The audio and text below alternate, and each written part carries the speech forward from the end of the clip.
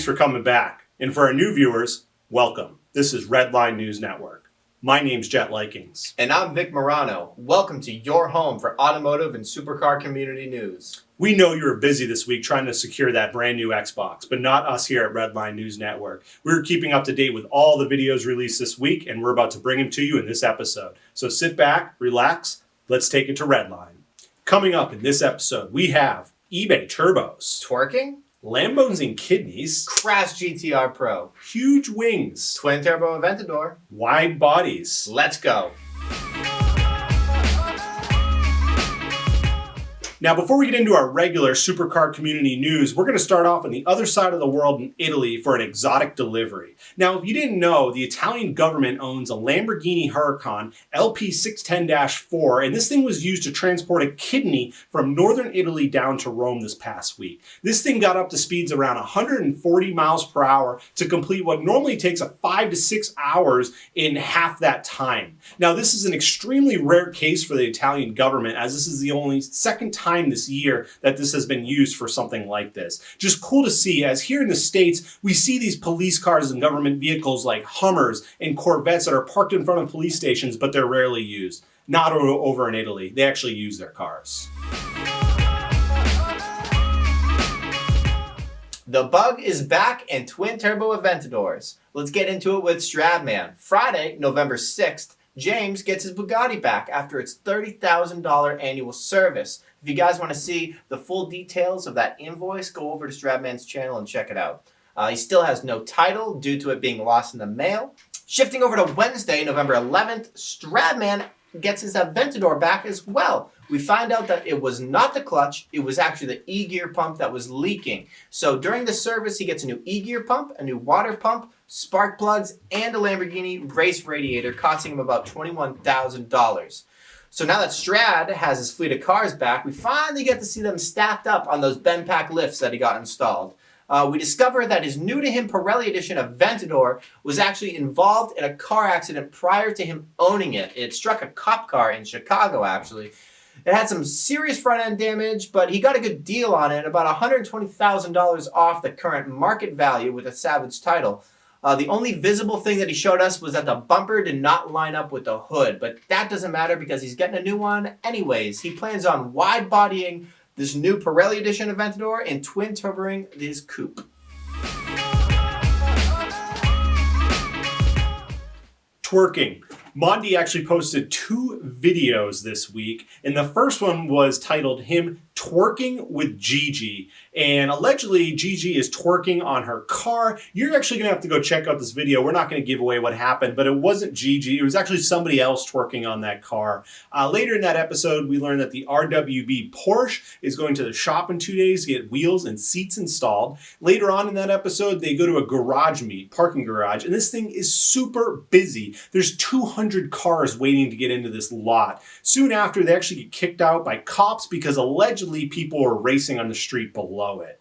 Later that week, November 9th, Mondi actually wrecks his brand new AMG GTR Pro. Basically, he hosted an event at a local track to raise money for Armenia, and he takes videos of him ripping around this track with Gigi and others, and he actually runs off the track in the GTR Pro. Now, to see the damage that was done to this AMG, you're going to have to head over to Mondi. Big wings with TJ Hunt this week. Saturday, November 6th, TJ is keeping a little secret from us. We get a sneak peek at the Street Hunter wide body kit for the C8 Corvette. It's still in prototype phase, but we do get to see some mock-up templates of the fenders and the wing. The goal, he says, is to not have the kit take over the original body lines of the car. So the fenders will have no exposed hardware, providing a cleaner look.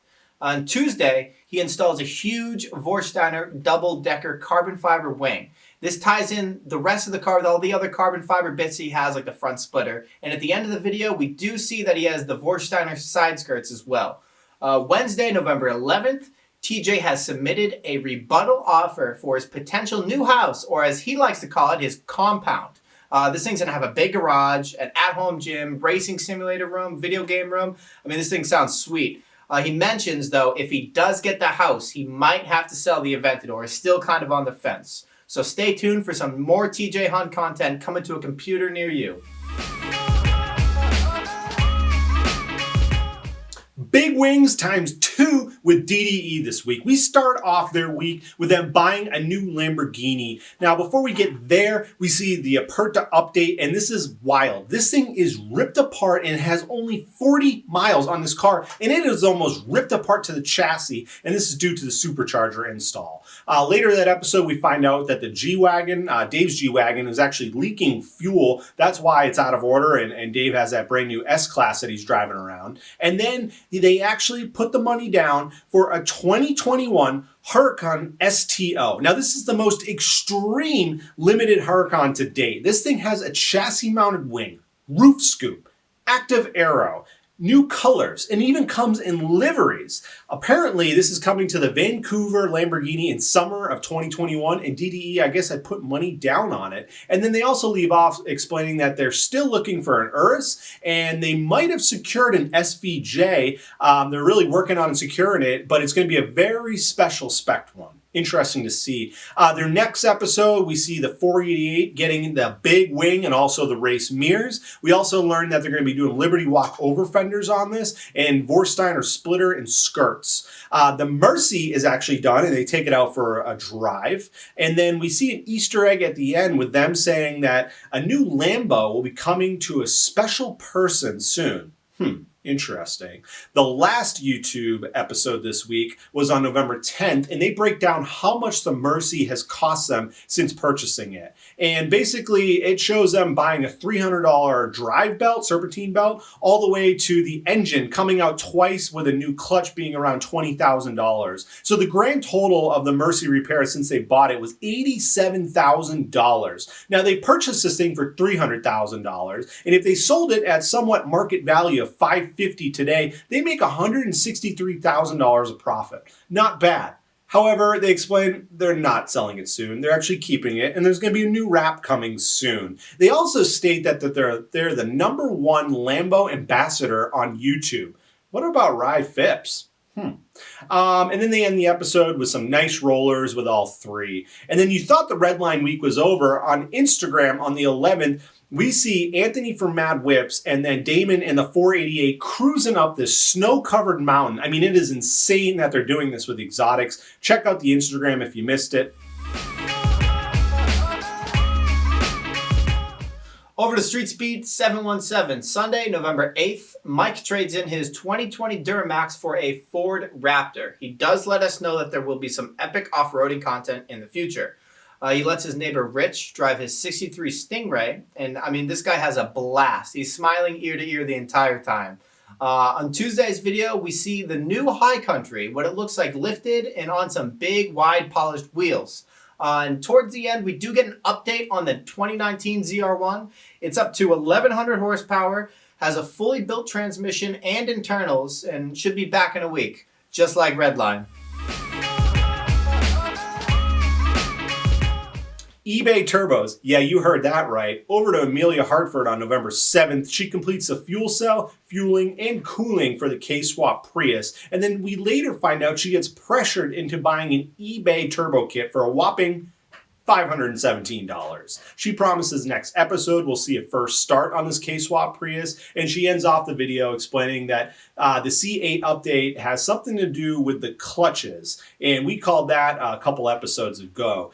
2 days later, we find out via Instagram that she had some parts stolen from her house. And then the next day, we get somewhat of an emotional video from her on YouTube explaining how thieves broke into the tonneau cover of the pickup truck parked in her driveway and stole her stock C8 parts valued anywhere between $5,000 and $10,000. These included the struts, the shocks, axles, airbox, exhaust manifolds, and some other small items. She was kind of ticked off that they didn't steal the G-body bumper and they threw it into a bush. And then she does promise that the next episode will have a Prius first start.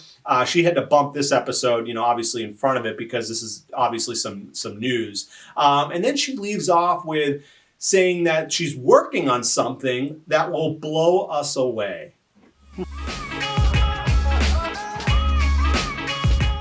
Donut Media with 3 videos this week. The birth of monster trucks, why it's impossible to drive 1,000 miles an hour, and are polyurethane bushings worth it? Doug Demuro with 2 car reviews this week, a 2020 Land Rover Defender that he actually purchased, and a 2021 BMW M440i. 2 videos from Hoovies Garage this week. On November 6th, he explains how he's getting rid of the Jeep Gladiator. He goes through what he likes and he doesn't, and he leaves an Easter egg at the end of the video. If you have never heard Hoovie rap, listen to the end of that video. On November 11th, he goes through how buying a Bentley might be his worst financial decision. Rich Rebuilds gives us a video this week with actual diesel content. On November 8th, he actually buys a diesel truck.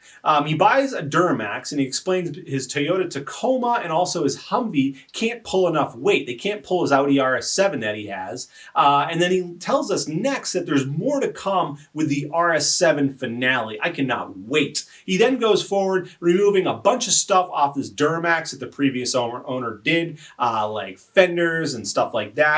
And then he did some stupid off-road truck stuff. And then he leaves off the episode, bringing it to a professional diesel mechanic and go through what the truck needs and what is wrong with it. You're going to have to see what the outcome is by blasting over to Rich's channel. 6 videos from Shmee150 this week, an M135i, there's a problem with his SLS Black Series, an F12 in Largo, an Alpina B3, the last drive in his Focus RS, and a Brabus 800. 6 videos from Vinwiki this week, accidentally winning a motorcycle championship, why the GT3 Porsche is cursed, top Ferrari stories, the greatest cheats in racing history, the most grueling cannonball challenge, and then we end off with thieves destroying lives. Well, that's a wrap for this week's episode. We hope you enjoyed it. Before you go, help us grow. Smash that subscribe button and head on over to our Instagram. Until next time, keep it at Redline.